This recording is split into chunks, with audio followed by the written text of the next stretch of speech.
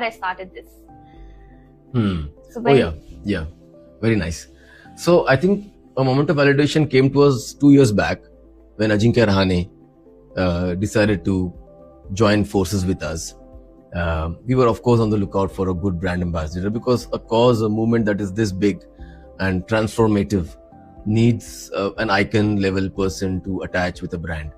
Fortunately, we were in conversations with a few influencers, icons, celebrities. We realized sports is the direction we need to take, because that's where fitness and health becomes very important. Ajinkya himself is dairy free for the last 5-6 years.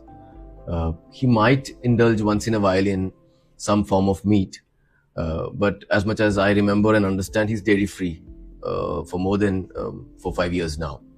He showed a lot of interest in talking to us. We always felt we are a small brand, humko thodi koi bhav dega, right?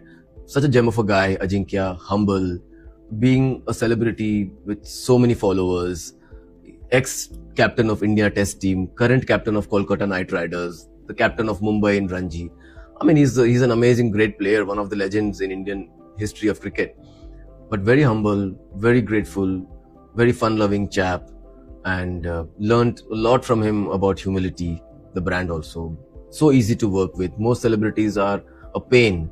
You know, you hear from founders and managers that it's a pain managing important icons. But with Ajinkya, we never felt like that. We felt he was a part of the team. He joined hands happily with us for this cause, promoting health and sustainability. Very glad to have him on board. So now it's time